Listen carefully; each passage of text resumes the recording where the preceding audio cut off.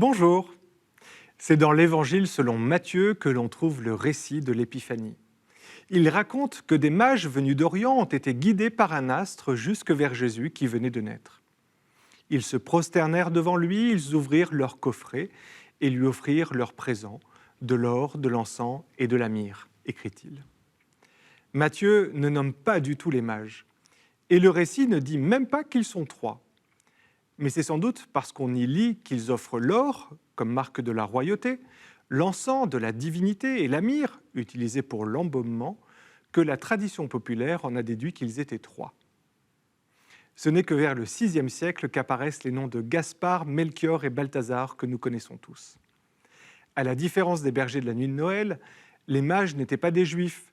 Ils représentent tous les peuples de la terre pour qui Jésus est né. Et leur provenance géographique les disperse au gré des découvertes de l'époque. Vers le XIVe siècle, Gaspard en Asie, Balthazar en Afrique, Melchior en Europe.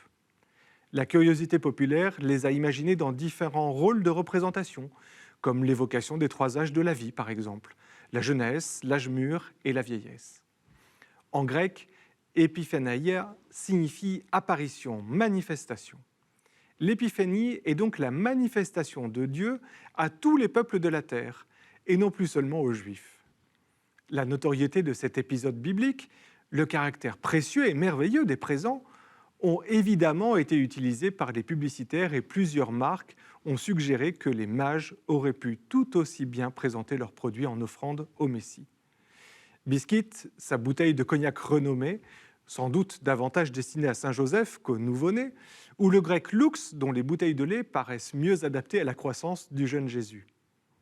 Castrol, pour sa part, en 1934, s'imagine prendre la suite de l'étoile qui, jadis, guida les rois mages et se verrait bien désormais guider le tourisme moderne.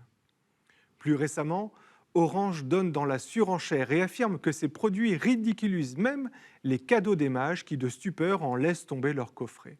Mais la plus stupéfiante des publicités est sans doute celle-ci. Regardez.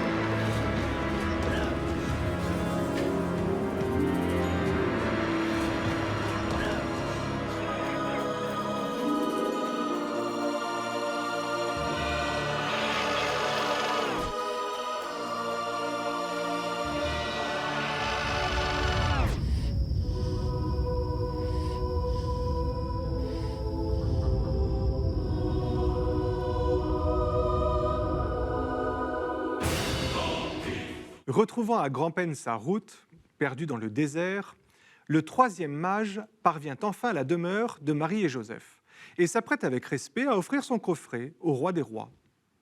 Quelle surprise de découvrir que l'enfant Dieu est délaissé dans l'entrée quand toute la famille, les bergers et les deux autres mages sont agenouillés devant un téléviseur dans une autre pièce. Chacun d'entre nous peut y réagir à sa façon, en n'y lisant pas davantage qu'un humour innocent et potache, ou en décelant l'intention assez sournoise de se débarrasser de l'enfant Jésus en montrant que la lumière et le bonheur seraient ailleurs. Mais force est de constater qu'en ces temps où beaucoup d'efforts sont produits pour déchristianiser Noël, pour faire de la crèche un objet culturel et en chasser Jésus, les publicitaires eux-mêmes ne parviennent pas à effacer la mémoire de l'incarnation. L'image de ce petit enfant abandonné sur son sol de terre battue, tandis que tous adorent l'idole télévision dans la pièce voisine, c'est le message même du Dieu humble qui rejoint notre humanité, qui nous attend patiemment dans l'ombre de notre cœur. À nous de choisir dans quelle pièce nous allons fêter Noël cette année, et peut-être aussi quelle chaîne de télévision nous choisirons de regarder.